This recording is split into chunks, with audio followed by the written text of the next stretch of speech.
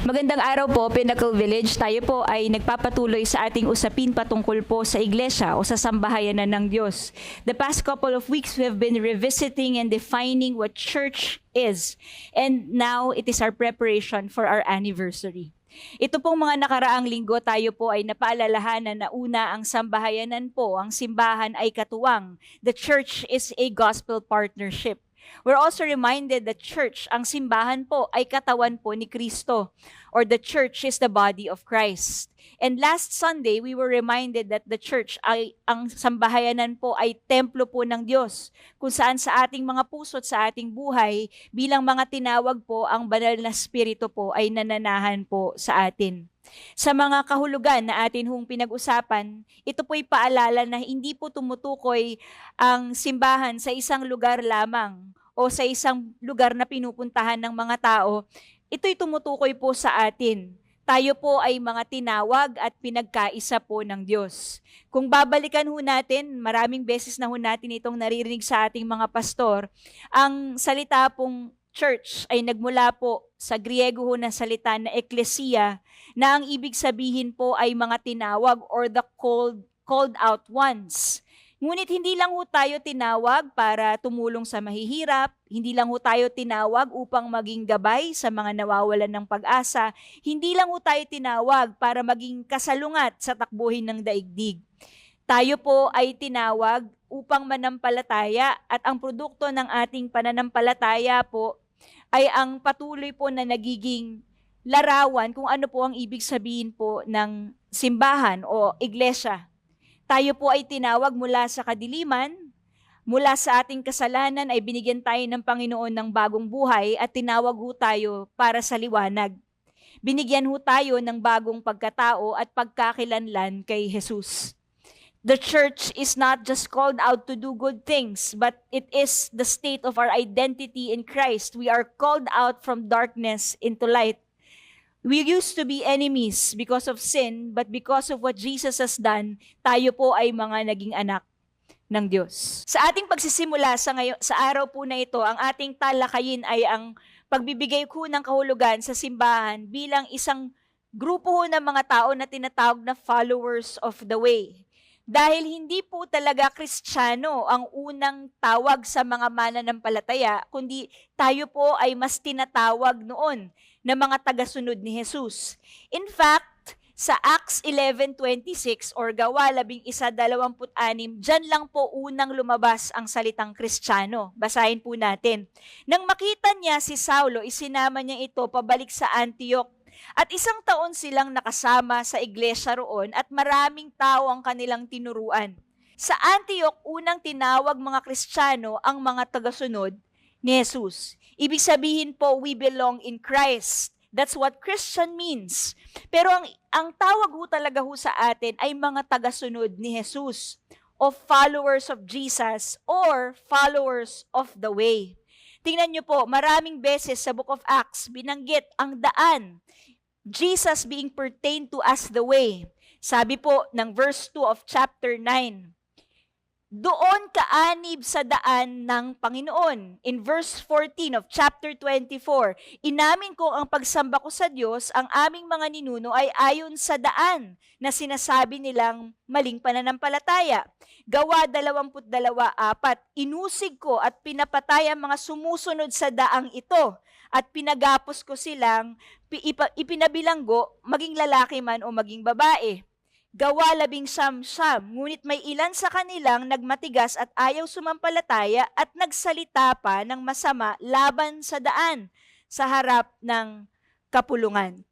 So when we're pertaining to our following of Jesus, sa unang church po, ang ginagamit ho na salita ay ang daan o the way. We are first, before Christians, called to be followers of the way. Ang original po na tawag sa atin o sa iglesia po ay followers of the way o mga alagad, mga disipulo. Ang salitang way, tingnan ho natin sa Griego, nagmula ho ito sa salitang hodos, na ang ibig sabihin po ay daan o patunguhan. At nang ginamit ng Panginoong Jesus po ang salitang ito pertaining to Himself, He's not talking about a literal way. Ito po ay metaphor patungkol sa klase ng buhay na sumusunod po sa Kanya. Kaya isang beses binanggit ho ng Panginoon sa Juan 14:6, sumagot si Jesus, "Ako ang daan, ang katotohanan at ang buhay. Walang makakapunta sa Ama kundi sa pamamagitan ko." Jesus was pertaining not to a literal pathway, pero siya po at ang buhay po niya na dapat sundin ng mga mananampalataya upang makarating po sa Ama. Tinawag ni Jesus ang kanyang mga alagad upang sumunod sa kanya at hindi lang po para sumunod sa mga alituntunin. At yan po ang nagbibigay kahulugan sa atin bilang isang sambahayanan. Hindi po ito titulo, hindi po ito label, hindi po ito reputasyon, kundi mga taong sumusunod kay Jesus. We are first called followers of Jesus. We are first called followers of the way. Kaya sa atin hong pakikinig, if you've been attending church, kayo'y bahagi ng isang sambahayanan, bago natin tanungin yung tanong na, ako ba isang Kristiyano? Ang una po nating dapat tinatanong ay, ako ba o tayo ba ay sumusunod kay Kristo? Ang ganda po ng sinabi ni Francis Chan at ni Mark Buving, sabi po nila, the word disciple refers to a student or apprentice. Disciples in Jesus' day would follow the rabbi, which means teacher, wherever he went, learning from the rabbi's teaching and being trained to do as the rabbi did. It's impossible to be a disciple or a follower of someone and not end up like that person. Yet somehow, many have come to believe that a person can be a Christian without being like Christ, a follower who doesn't follow. How does that make sense? Many people in church have decided to take on the name of Christ and nothing else. Tayo po ay tinawag hindi lang para maniwala. Tayo po ay tinawag hindi lang para magkaroon ng name badge na I am a Christian. Tayo po bilang isang sambahayanan, una sa lahat ay tinawag upang sumunod sa Kanya. Kaya po sa atin sa Pinnacle Village, if you've been journeying with us, isa po sa ating aralin na atin hong sinimulan sa ating ethos at kahit sa ating mga huddle groups po, or sa ating mga huddles ay ang followers course. In case hindi nyo pa po ito narinig o napakinggan, matatagpuan nyo yan sa atin hong website. Ito po'y hindi lamang po para madagdagan ng ating kaalaman, kundi para magabayan po tayo kung paano po ba natin isasabuhay at susundin ang mga bagay ho na atin hong nalalaman at itinuturo ho sa atin ng Biblia. Sa araw po na ito, as we revisit church, as we define church once again, isa ho sa mga early church na ating titingnan ay ang church po, ang simbahan, ang sambahayanan ng Thessalonica. At naintindihan po ito ng Thessalonica, ano ba ang ibig sabihin ng isang buhay o isang sambahayanan na sumusunod po sa Panginoong Jesus. Ang Thessalonica ay kilala bilang model church. Marami po sa atin narinig po yan. At ano po ang sikreto nila? Ano po ang naging pamamaraan ng kanilang pamumuhay, kaya't natawag ho silang isang modelong sambahayanan. Ganda hong pakinggan, no? That's our prayer. That as we journey forward as a church, we thrive to model what we are called to do as a church. Kaya sa araw ho na ito, babalikan ho natin ang unang Thessalonica 1:2-7. Medyo mahaba po, pero hinihingi po ang inyong pasensya dahil napakaganda po ng sulat ni Pablo. Sabi niya, mga kapatid, lagi kaming nagpapasalamat sa Diyos dahil sa inyong lahat at lagi namin kayong binabanggit sa mga panalangin namin. Nagpapasalamat kami kapag inaalala namin ang mabubuti ninyong gawa na bunga ng inyong pananampalataya.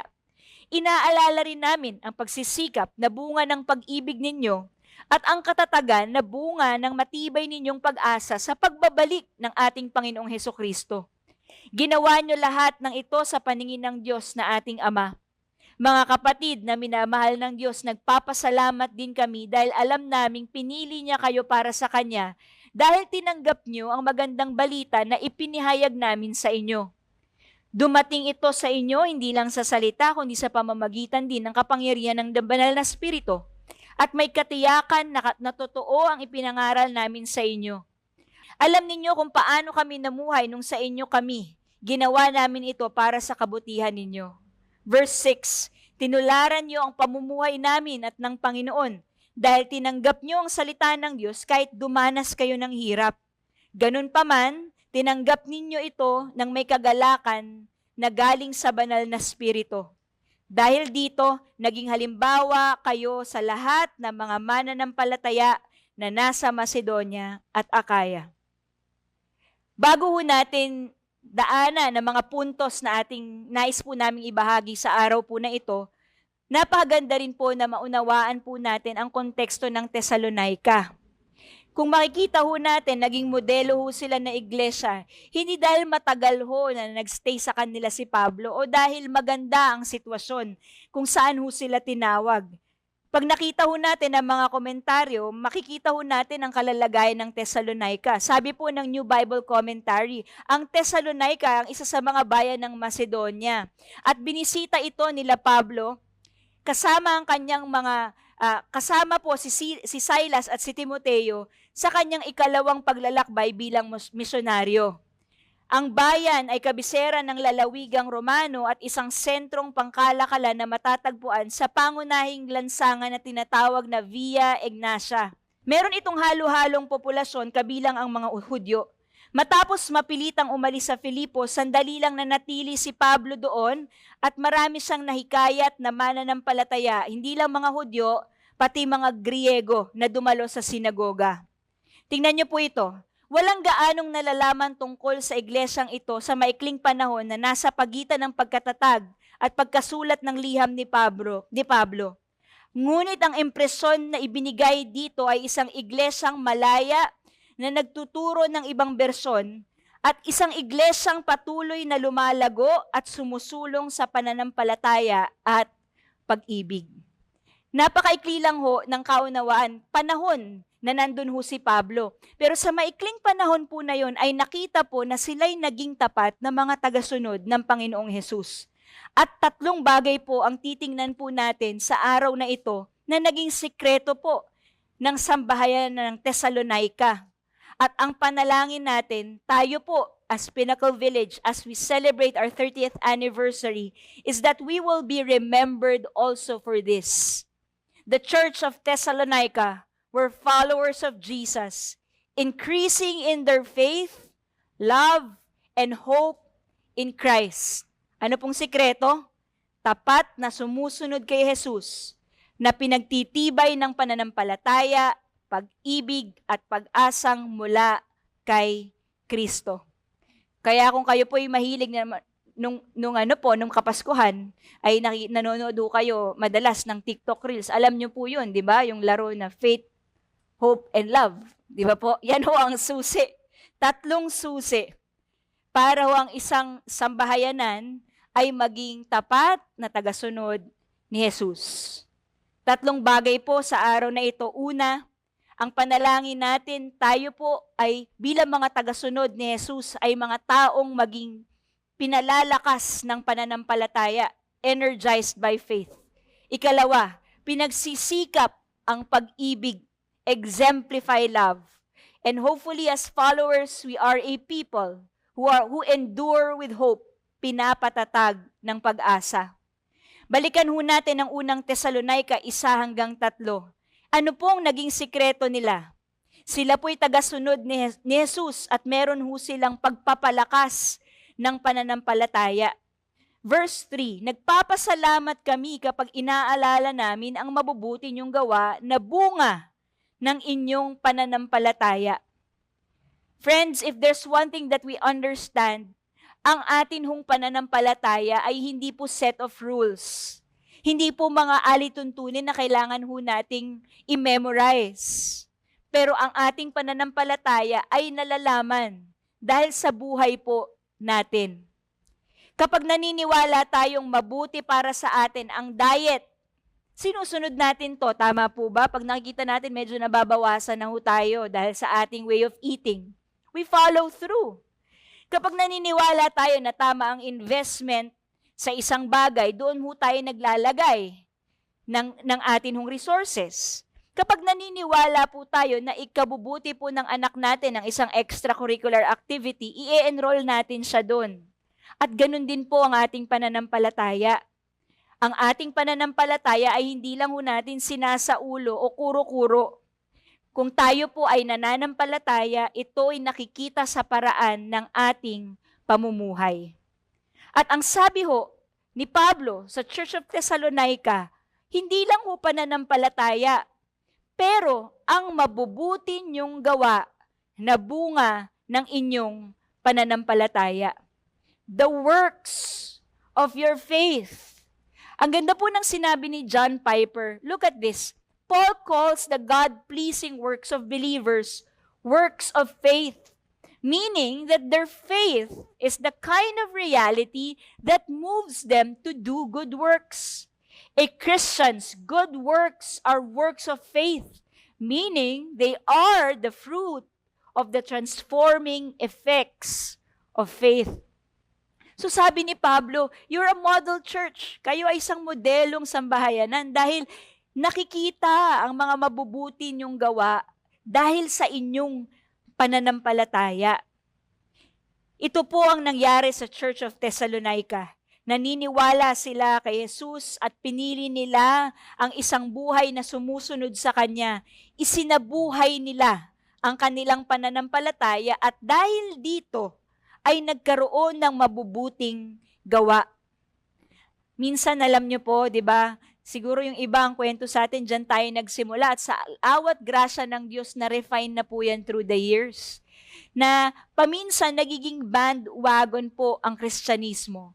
Na dahil maaaring ito mga kaibigan mo, ito ang pamilya mo, susunod ka na lang, sasama ka na lang, o kaya dahil masaya, dahil lagi silang nakangiti, parang ang babait nila, baka bumait din ako pagkasama ko sila. O dahil sikat, at may reputasyon. And we tend to just follow the waves. But friends, the works of faith is not tested when all things are beautiful. The works of faith, ito hong pinakikita ng Church of Thessalonica, ay sa panahon na sila po'y dumadaan sa matindi pong hirap. Tingnan niyo po sabi ni Pablo sa verse 6 to 8, balikan po natin. 1 Thessalonians 1, tinularan niyo ang pamumuhay namin at ng Panginoon dahil tinanggap niyo ang salita ng Diyos kahit dumadanas kayo ng hirap. Ganun pa man, tinanggap nyo ito ng may kagalakan na galing sa banal na spirito. Dahil dito, naging halimbawa kayo sa lahat ng mananampalataya sa Macedonia at Akaya. Sapagkat mula sa inyo lumaganap ang mensahe ng Panginoon, hindi lang sa Macedonia at Akaya, na balitaan ng pananampalataya nyo sa Diyos, kundi sa lahat ng lugar. Kaya hindi na namin kailangang bagitin pa sa mga tao ang tungkol sa pananampalataya ninyo. Sabi ni Pablo, hindi ko na kailangang spelling pa.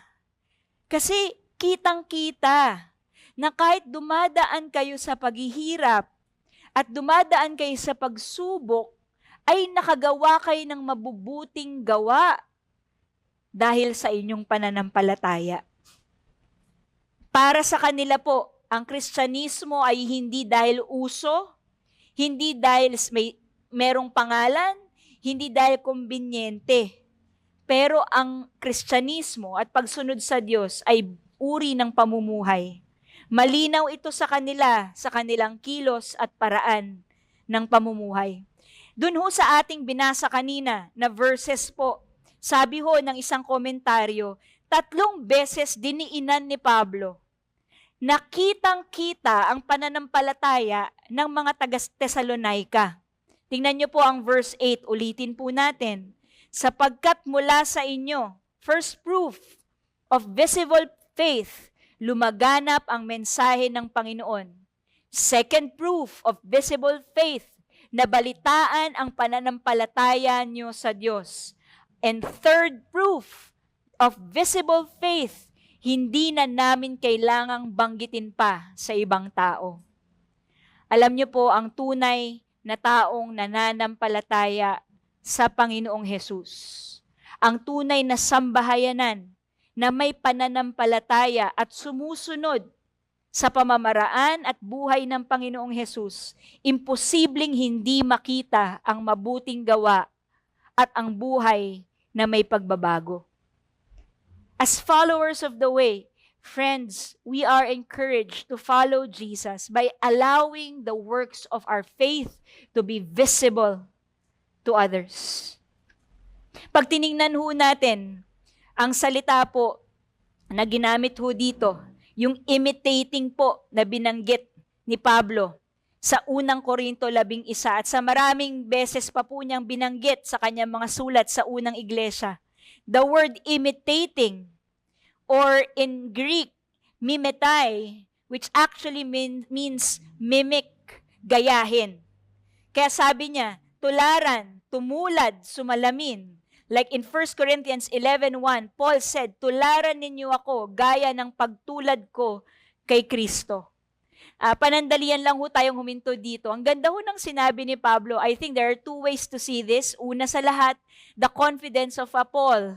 Diba, bilang isang disciple, bilang isang siguro huddle guide, bilang isang pastor. Ano po, yung kanyang confidence na sinasabi niya sa mga sinusulatan niyang iglesia, tularan niyo ako, mimic me, the confidence of Paul. But also, you will see that God does not only ask us to imitate Him. Dapat ho nating tularan ng Panginoong Hesus, pero bilang isang iglesia po, binigyan ho ng Diyos ang panawagan ang iba, ang bawat isa sa atin, ano po, na magkaroon ho tayo ng imitating of one another. Ibig sabihin po, meron hong mga taong ibibigay ang Diyos para tularan din po natin. Kaya meron ho tayong mga huddle guides, meron ho tayong mga spiritual mentors, we have pastors who are called. Though they are not perfect, but because of the Holy Spirit and the calling of God, nagkakaroon ho ng kamay at paa ang Diyos upang tayo po ay lumago at mas lalong maging kawangis ng Panginoong Hesukristo. Sa Greco-Roman po, itong ibig sabihin ng mimicking or imitating ay sabi po para siyang sa artist tsaka sa isang model. Ano po? It is often used to describe an artist and a sculptor studying a subject so closely that they could reproduce its sense in a new medium. Ibig sabihin, kahit bago yung paraan ng art, kuhang-kuha pa rin po niya. Ang isang example pa po ay apprentice and master. So hindi lang po para matutunan yung itinuturo po ng master, pero yung apprentice po, apprenticeship, maging katulad po siya nung kanyang master. But what makes the Church of Thessalonica really stand out ay they are able to mimic. Tinularan po nila ang Panginoong Hesus. At ang mga taong ginamit ng Diyos, katulad nila Pablo, sa gitna po ng kanilang paghihirap. The Thessalonian church mimetai or mimicked the likeness of Christ, not in a comfortable situation, but in a very dangerous situation. Kaya po nag-stand out ho sila. Kahit natindi ho ng kanilang pinagdadaanan, ay patuloy pa rin po nilang ginagaya at isinabubuhay ang kanilang pananampalataya. Friends, ang tunay na pananampalataya, lagi natin ho itong naririnig sa ating mga pastor, ay pananampalatayang sinulit ng buhay. Only tested faith is true faith. Can I repeat that? Only tested faith is true faith. At kapag ang ating pananampalataya po ay nagbunga ng magagandang gawa sa kabila po ng paghihirap at sa kabila po ng pagsubok, diyan po nagkakaroon ng tunay na paglago.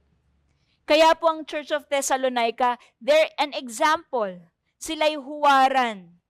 Dahil po sa kanilang pinagdadaanan, kanilang ibinahagi po ang kanilang pananampalataya, isinabuhay ang kanilang pananampalataya, at sa kabila ng ito'y nakaranas pa rin ng kagalakan ng banal na spirito. PV. Lahat ho tayo ay may problema. Taas ang kamay po ng taong walang problema. Nakikita ko po kayo, walang nagtaas ng kamay. Kasi lahat po tayo may pinagdadaanan. Pero ano hong nagagawa ng pananampalataya? Ang pananampalatayang nagbubunga ng magandang gawa ay pananampalataya na kahit na dumadaan sa pagsubok, ay nagbibigay pa rin po ng lakas at nag-i-inspire pa rin ng iba para ipagbuti ang kanilang buhay. Ito po yung mga taong nagsasabing, hindi ko kayang gawin to. Dahil kung ako lang, hindi ko kaya. I cannot. Pero dahil may Diyos na kumikilos sa buhay ko, ay kinakaya niya, kaya kaya ko. Ang mga mananampalataya po, na merong humbunga ng mabubuting gawa, ay walang kompetisyon, walang pagkukumpara. Hindi lang nila sinasabing mabuting tao ako, hindi lang nila sinasabing mabuting magulang ako, hindi lang nila sinasabing mabuti akong katrabaho, pero higit pa doon ay isinasabuhay po nila ang pagiging tapat na tagasunod ni Jesucristo. It's like the good works is just the product of their faithful obedience to God. Pastor Gina once said that the highest form of our faith is our obedience to God. Kaya para sa atin ho na mga nakikinig, ano ang matututunan natin sa Church of Thessalonica? Paano ho natin maa-apply ito para sa ating mga sariling pananampalataya? Friends, let's remember, ano man ho ang atin hong pinagdadaanan, sana po ang atin hong works of faith, it's beyond the regular, it's beyond the ordinary. Hindi tayo makokontento na nandyan lang ho tayo pag linggo, pero natutuloy po ang ating pananampalataya sa pang-araw-araw nating pamumuhay. Lumalagpas ito sa ating Sunday service, nararamdaman ito dahil tayo nagiging bahagi ng pagpapalalim through huddle, through Solargy, through Ethos, through our times of prayer, our A&H, paglilingkod kahit walang nakakakita, at pagdadala ng liwanag ni Kristo saan man po tayo tinawag ng Diyos. Can I repeat that po? True faith is tested faith. It's not in the faith of the convenience. Pero ang tunay na pananampalataya po ng isang tagasunod ni Kristo ay nakikita pa rin po ang mabuting gawa sa gitna po ng hirap at pagsubok. At sa kabila po ng lahat ng ito ay naisabubuhay pa rin niya ang kanyang pananampalataya. Si John MacArthur po, sabi po niya, for these faithful believers, the name Christian was much more than a religious destination. The label underscored their love for a crucified Messiah, along with their willingness to follow him no matter what the cost is. It told of a wholesale transformation God had produced in their hearts and witnessed to the fact that they had been made completely new in him. Listen, Christians was not only simply a title, but an entirely new way of thinking, one that had serious implications for how they lived and ultimately how they died. Ang araw po na ito ay Mother's Day. Hindi po natin yan nakakalimutan. Kaya sa lahat ng ating mga nanay, maligayang araw po ng mga ina. Kung may isang kwento po sa church history na lagi nating napapakinggan kapag pinag-uusapan ho ang Mother's Day, ay ang kwento po ng nanay ni John at Charles Wesley by the name of Susanna Wesley. Narinig natin ang kwento niya bilang isang nanay po na kapag nakita ng mga anak niya na nakataklob po ang kanyang apron sa kanyang ulo, hindi po siya pwedeng abalahin. Kasi ang ibig sabihin po nun, siya nananalangin. Yan ang sikreto po ni Susanna Wesley. Pero ang kanyang pananampalataya, hindi po siya huminto lang. Doon sa pananalangin niya, sa ilalim po ng kanyang apron. Pero dahil sa kanyang pananampalataya, ay napagdaanan po niya ang buhay ng kahirapan at buhay hindi lang ng isa o dalawang anak. Para sa iba ho na ngayon lang ito maririnig, she's a mother of 19 children. So meron ho kayong anak, isa, dalawa, Hirap po, di ba? Imagine, 19 children. The kind of hard work that was placed. Sabi nga po ni John at Charles Wesley, sobra silang pinagpala dahil sa sobrang patient po ng nanay po nila. Nung namatay po ang asawa ni Susana Wesley na pastor, ang mga anak po niya ay tumulong ho ang kanyang community, pero syempre po, it takes a village to raise a child, takes a village to affect the child. So nung nakita po niya na may epekto ito sa paglaki ng kanyang mga anak, tingnan niyo po, she decided to spend 1 hour a week alone with each child. Sabi nga po, on Mondays, she talked with Molly, Tuesdays with Hetty, Wednesdays with Nancy, Thursdays with Jackie, Fridays with Patty, Saturdays with Charlie, and Sundays with Emilia and Suki.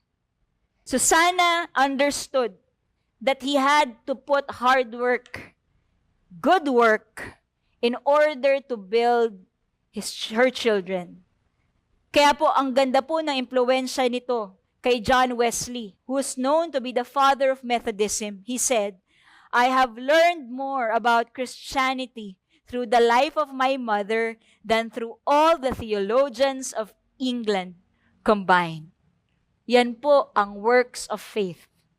Nanay, 19 na anak, biyuda. Pero po, ang mabuting gawa na bunga ng pananampalataya. Ang ikalawa po, ang mga tagasunod ni Jesus ay mga taong pinagsisikap ang pag-ibig. The followers of Jesus or the followers of the way exemplify love.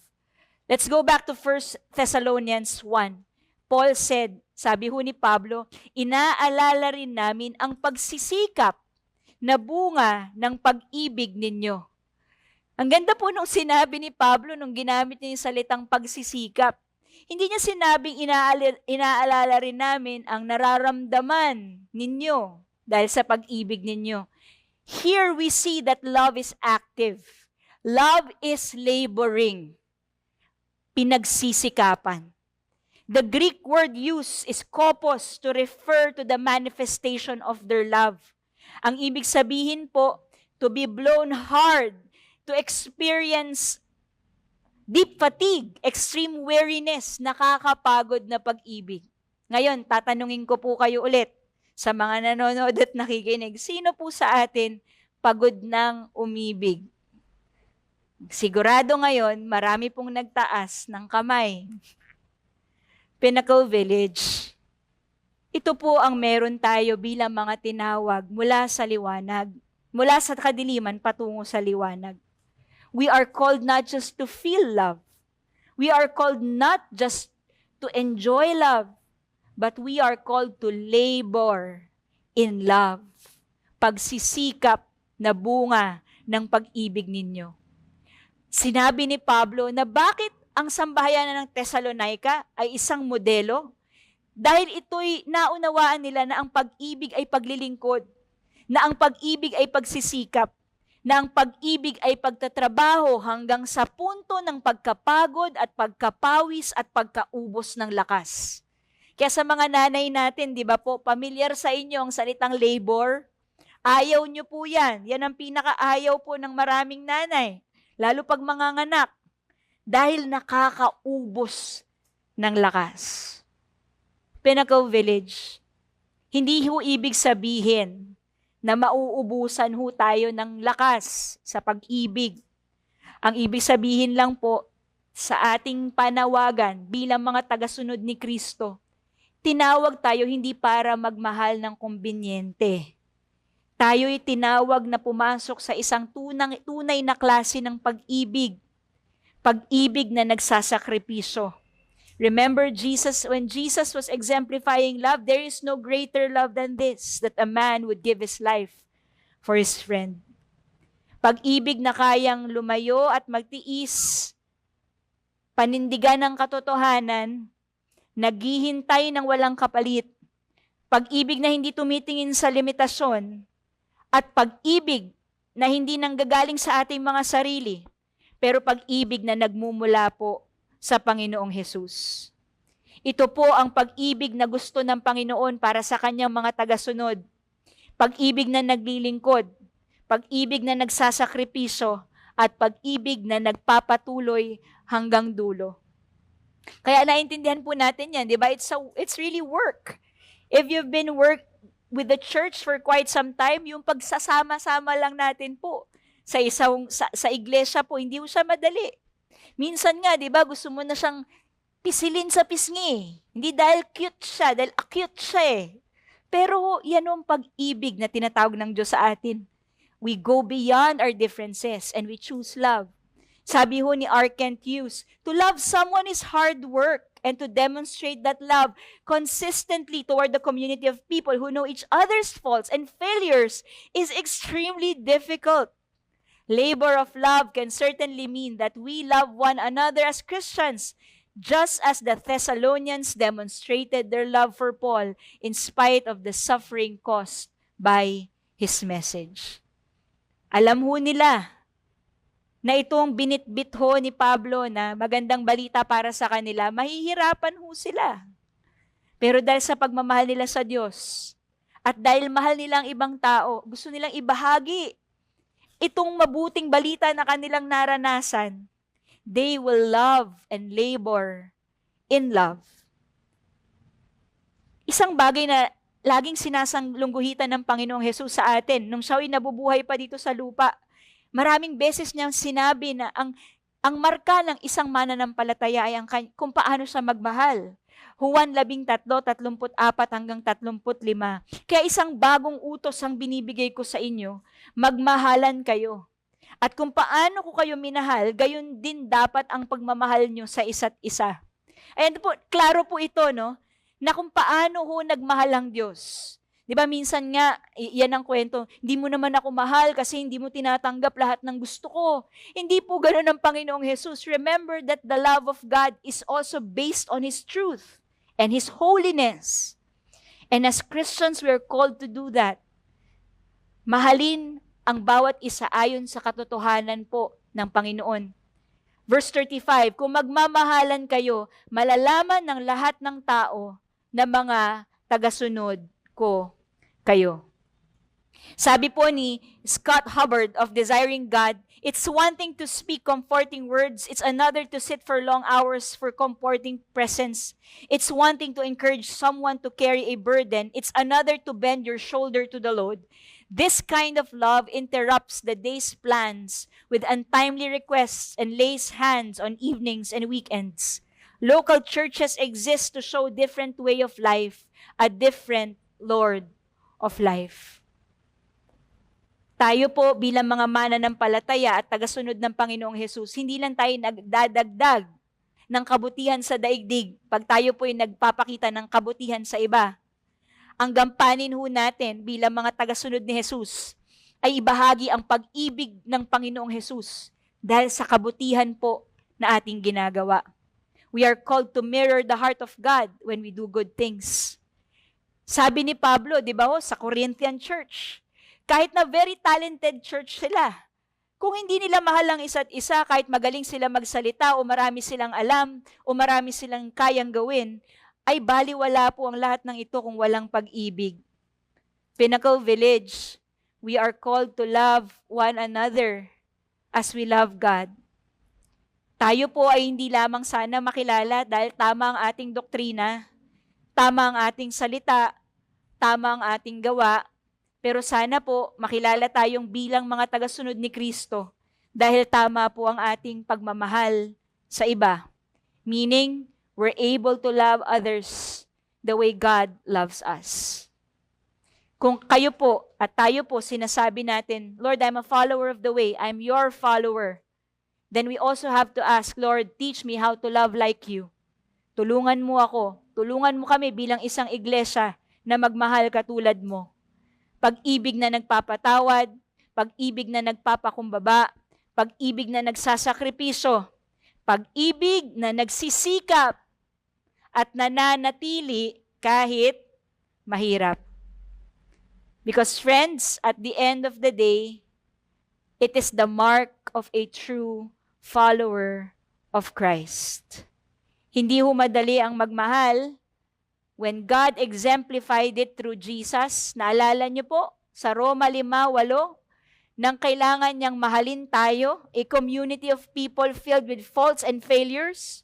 The Bible said, ngunit pinatunayan ng Diyos ang kanyang pag-ibig sa atin nang mamatay si Kristo para sa atin noong tayo'y, sabi ho ng Biblia, hindi nung mabuti, hindi nung perpekto, hindi nung nakakatuwa tayo, pero nung makasalanan. Kaya ito po isang bagay na patuloy na idiniin po ni Pablo, pinaalala po niya sa Church of Thessalonica. Tingnan po natin ang chapter 4 verses 9 to 10. Ito po ang pagpapatuloy ni Pablo. Tungkol naman sa pag-ibig na dapat iukol sa mga kapatid, hindi na kailangang paalalahanan pa kayo dahil itinuro na sa inyo ng Diyos kung paano kayo magmahalan. At ito na nga ang ginawa ninyo sa mga kapatid sa buong Macedonia. Listen to this. Gayunman, ipinapakiusap pa rin namin sa inyo, mga kapatid, na ipag-ibayuhin pa ninyo ang inyong pag-ibig. Sa English po, to love more and more. Alam niyo po siguro kung tayo yung tumanggap nito, Paul, ano pa bang gusto mong gawin namin? Ibinigay na nga namin lahat, nagsakripisyo na nga kami. Pero gusto mo pa rin lalo naming mahalin sila. Tama po. Yan ho ang panawagan natin bilang mga tagasunod ng Panginoong Hesus. Na kahit mahirap, kahit parang nabigay na, we still have to continue. Pag-ibayuhin pa rin ang pag-ibig. Na para po itong example po, yung perisio, malon, no po, yung Greek words na ginamit po dito, sinasabi po niya na para siyang overflowing, hindi matapos. Di ba po, yan po yung full life eh. When you're a follower of Jesus, you receive a full life. You live an overflowing life. Parang meron kang bukal na hindi mo nang alam kung saan nanggagaling. At yan ang ating panawagan bilang mga tagasunod na mas pag-ibayuhin pa natin ang ating pag-ibig. Sa atin ho sa Pinnacle Village, ano pong lagi nating sinasabi? Let's grow in faith and in love together. May our love increase. Kung mahal po talaga natin ang isang tao, hindi naman natin sasabing, sapat na siguro ang pagmamahal ko sa araw na ito. Di ba po, ang tunay na sukatan ay, mahal ko ang taong ito dahil hindi matapos ang pag-uumapaw sa aking puso. Friends, as followers of Jesus, we are called to exemplify love and to labor in love. Yan ho ang klase ho ng pag-ibig na gusto ng Diyos para sa kanyang mga tagasunod. Ang huli po at ang ikatlo, ang mga tagasunod ni Jesus ay ang taong pinapatatag ng pag-asa. Followers of Jesus endure with hope. Let's go back once again to 1 Thessalonians 1, still in verse 3. Nagpapasalamat kami kapag inaalala namin ang katatagan na bunga ng matibay ninyong pag-asa sa pagbabalik ng Panginoong Hesukristo. Katulad ho ng sinabi ho natin kanina, itong Church of Thessalonica, nung sinasabi ho ni Pablo ito sa kanila, hindi po sila easy life. Madali pong mag-intay, di ba? Dito sa Pilipinas, sobra pong init. No po? Sobra pong init ngayon. At kung nakaranas na ho kayong pumila sa mahabang pila at naghihintay po kayo sa ilalim ng tirik ng araw, napakahirap magtiis, di ba? Parang gusto mo nang mag-give up. Yan o ang klase ho ng paghihintay ng Church of Thessalonica. At marami ring mga early churches po na yan ang kanilang naging konteksto. They are under pressure. Naghihintay ka, pero ikaw ay nahihirapan. Madali po sana kung yung mabilis lang na paghihirap, pero ito po talagang you are called to stay and remain amidst pressure. At sinabi ni Pablo, ano ang isang dahilan kung bakit ang Church of Thessalonica, model church sila? Yan po, nagpapasalamat sila sa kanilang matibay at katatagan na bunga ng matibay nilang pag-asa sa pagbabalik ng Panginoong Jesus. Pag tinignan po natin ang Church of Thessalonians, marami ho silang, we could say, para pong internal struggles. Kasi po, Sila po ay isang lungsod na punong-puno ho ng Diyos-Diyosan. There are a lot of idols. They're surrounded by a lot of alternatives. Temptations are everywhere. Even worshiping the emperors are there. Kaya po para sila'y magdesisyon na sila'y maghihintay at sila po ay hahanap ng kanilang pag-asa po sa Diyos. Ito po'y sinasabi rin nila that they will embrace the life of an outsider. Ibig sabihin, they're going against their culture. Ang maging bahagi po ng sambahayanan ay nangangahulugang handa kang hindi sumabay sa sistema ng mundo. Handa kang tumayo para sa Panginoon kahit hindi ka nila naiintindihan. Handa kang magtiwala sa pag-asa ng Diyos kahit pinagtatawanan ka, iniiwanan ka o inuusig ka pa. At ganun din po para sa atin sa panahon ngayon. Even though church seemingly has more freedom and there's more time to be confident with our faith, kapag tayo'y lumalim sa atin hong pagkakilanlan at pananampalataya, nararanasan natin yung pag binabago na ng Diyos yung buhay po natin, nagkakaroon po ng going against the tides. At dahil dito, nahuhusgahan po tayo ang target of criticism, sa atin nabibigay ang pressure. Christian naman yan, bigay mo sa kanya lahat ng trabaho. Siguro yun po, ibang reklamo ng mga young adults. Rejections, we receive that. But as Thessalonica, the Church of Thessalonica has exemplified, sa habila ng kanilang paghihintay at pagtitiis, ay nahanap nila ang pag-asang nagmumula sa Diyos.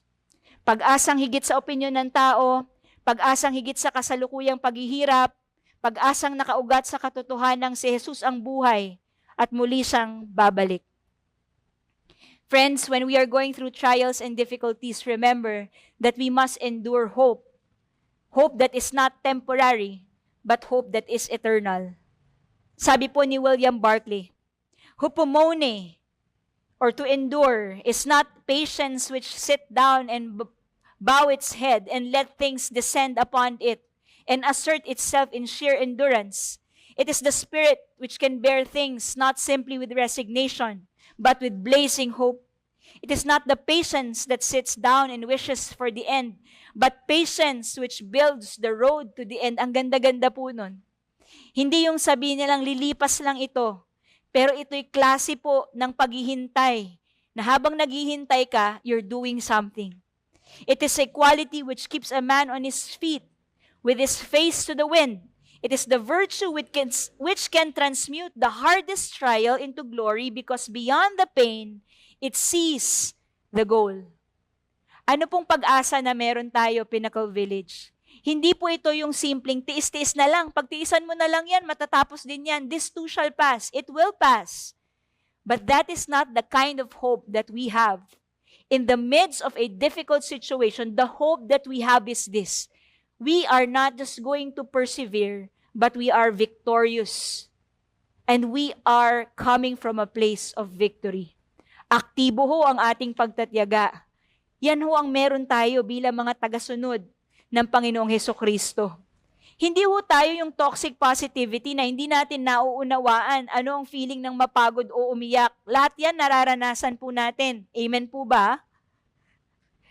Pero ho, sa gitna ng lahat ng ito, malinaw din sa atin na darating ang panahon, darating po ang pangako ng Panginoon, babalik po ang Panginoong Hesukristo. Ang isang sambahayanan ay hindi lang nakatingin kung ano ang nawawala. Ang sambahayanan na sumusunod sa Diyos ay nakatingin din sa pangakong darating. Ulitin ko po yun. Ang sambahayanan ng Diyos, ang mga tagasunod ni Jesus, ay hindi nakatuon sa mga bagay na nawawala, pero nakatingin sa pangakong darating. Sabi ho ng Biblia sa Hebreos 10:23, magpakatatag tayo sa pag-asa natin, at huwag tayong mag-alinlangan dahil tapat ang Diyos na nangako sa atin. Minsan tayo po, hindi tayo tapat, may kahinaan po tayo. Pero sa kabila ng lahat ng ito, magtatagumpay pa rin ho ang pangako ng Diyos dahil tapat ang Diyos na nangako sa atin. Pinnacle Village, sa atin hong pagtatapos, tayo po ay pinapaalalahanan po na hindi ho tayo masters of the way. We are followers of the way. We never stop learning. That is our prayer as a church, as Pinnacle Village. Na sa ating paglalakbay sa susunod na 30 taong panawagan ng Diyos sa atin, manatili ho tayong tagasunod, tapat na tagasunod ng Panginoong Hesus. At layunin ho natin na sa ating pagsunod ay maging kawangis ho tayo ng Panginoon dahil sa Kanyang grasya. Habang sumusunod po tayo sa Panginoon, ay lalo siyang nagiging dakila sa ating buhay. Babaguhin niya ang ating mga desisyon, huhubugin niya ang ating mga hangarin, at sa huli, ay aayusin niya ang patunguhan ng ating buhay. Bilang mga tagasunod ni Kristo, hindi po ang gantimpala ay ang mabuting buhay lamang. Si Jesus po mismo ang gantimpala at pangako. Tayo po ay sumusunod hindi para may makuha sa Kanya. Pakinggan niyo po ito.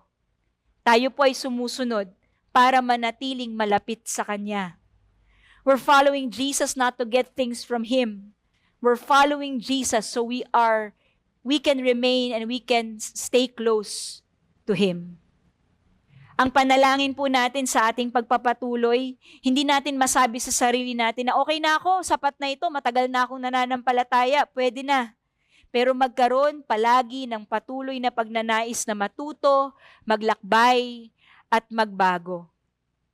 Kaya si Pablo, kung meron ho isang bagay po na matututunan po natin sa kanya, yan po si Pablo, di ba po? Sa Filipos 3:12 at 13, nung panahon po na nasa rurok na po siya ng kanyang pagiging alagad, ang sinabi pa rin niya, hindi ko sinasabing nakamtan ko na ang lahat o kaya na may naging ganap na ako. Sa halip, patuloy ako nagsusumikap para makamtan yun. Dahil ito ang layunin ni Jesucristo nang tinawag niya ako. Mga kapatid, hindi ko sinasabing naabot ko na ang ganap na buhay, ngunit ito ang ginagawa ko ngayon.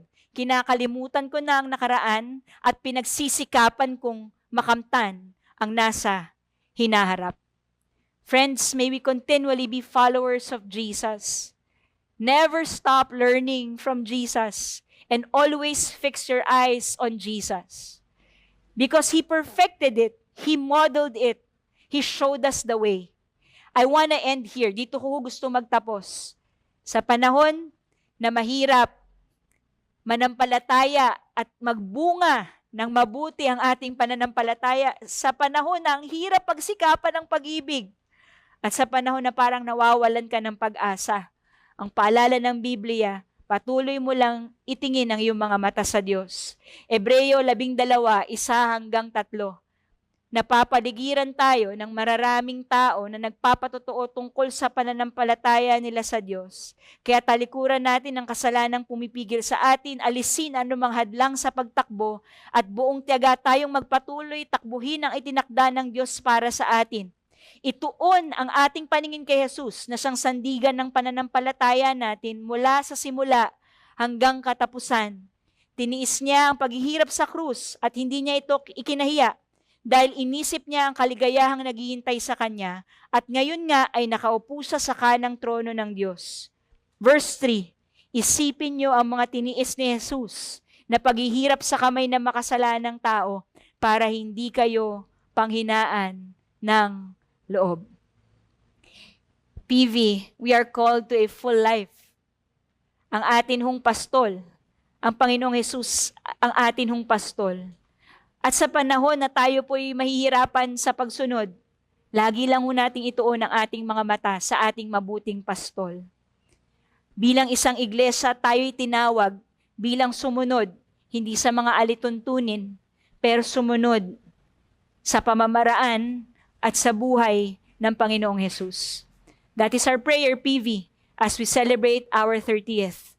May we continually be followers, faithful followers of Jesus, faithful followers of the way, and may we all finish strong. Tayo po ay umawit at magtapos po sa awiting ito. Ito po'y isang paalala na kung saan man po ang Panginoon, nawa yun din po ang ating maging tuon, ay sundin po natin siya.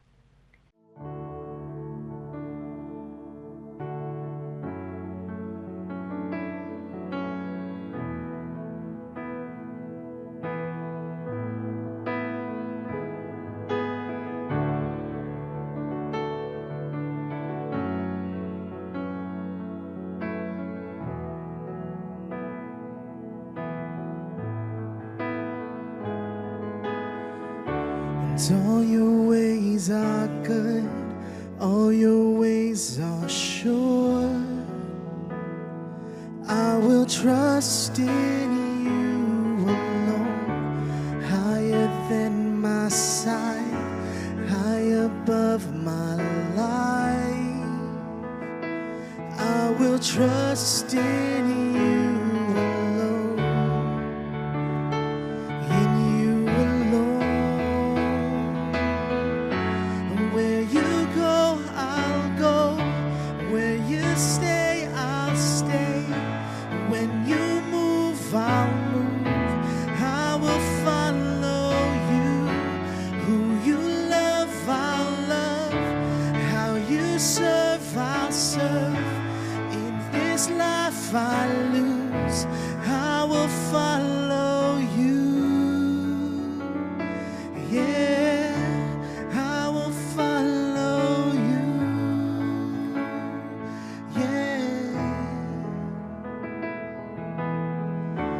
Light unto the world, light unto my life. I will live for you alone. You're the one I seek, knowing I will find. And all I need in you alone, in you alone. Where you go, I'll go. Where you stay, I'll stay. When you move, I'll move. I will follow you. Who you love, I'll love. How you serve, I'll serve. If this life I lose, I will follow you. Yeah, I will follow you.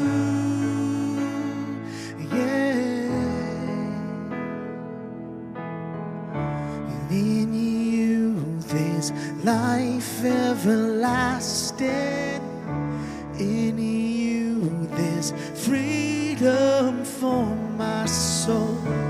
In you there's joy, unending joy.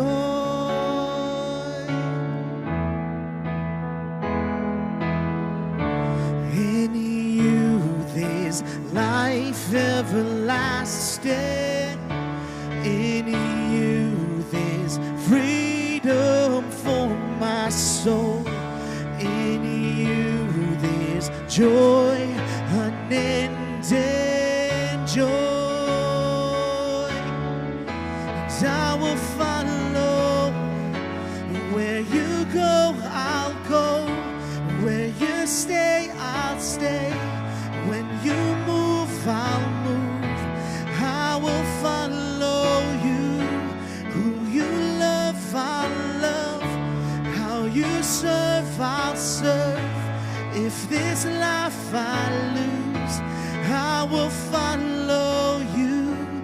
Where you go, I'll go. Where you stay, I'll stay. When you move, I'll move. I will follow you. Who you love, I'll love. How you serve, I'll serve. If this life I lose, I will follow you.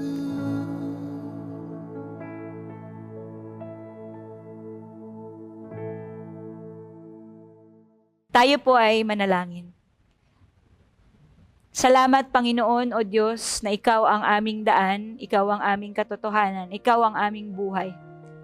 Salamat na hindi niyo ho lamang kami tinawag para sa mga alituntunin, ngunit tinawag niyo kami para magkaroon ng relasyon sa inyo. What you want for us is to be near you, Lord. That's why you called us to follow your way, to follow you. At ang panalangin lang namin, Panginoon, ay sa awat grasya ninyo, sa tulong ng inyong banal na Espiritu, ay matutuho kami na isabuhay ang aming pananampalataya, magkaroon ng bunga ng mabubuting gawa ang aming pananampalataya. Panginoon, na magkaroon kami ng pagsisikap sa aming pagmamahal sa iba, at palagi kaming maging matatag sa pag-asang nagmumula sa inyo. Father, we pray for the church, we pray for Pinnacle Village, we pray for all the local churches that's represented here. Sa mga nakikinig, O Diyos, Panginoon, tulungan niyo po kami. Tulungan niyo po kaming maging tapat sa inyo.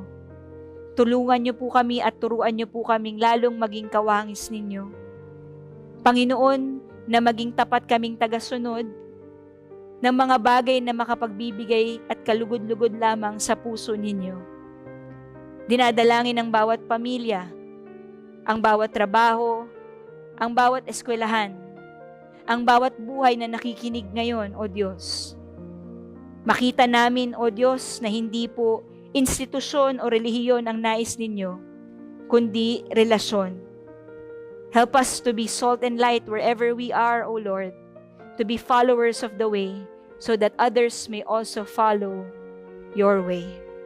Salamat po, Panginoon, at dinudulog patuloy ang anibersaryo ng Pinnacle Village. Samahan niyo po kami sa aming paghahanda.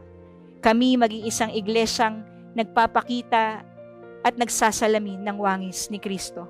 Salamat po, Panginoon. Lahat ng ito'y binabalik po namin sa inyo ng may pananampalataya, ng may pag-ibig at may pag-asa sa pangalan ni Jesus. Amen.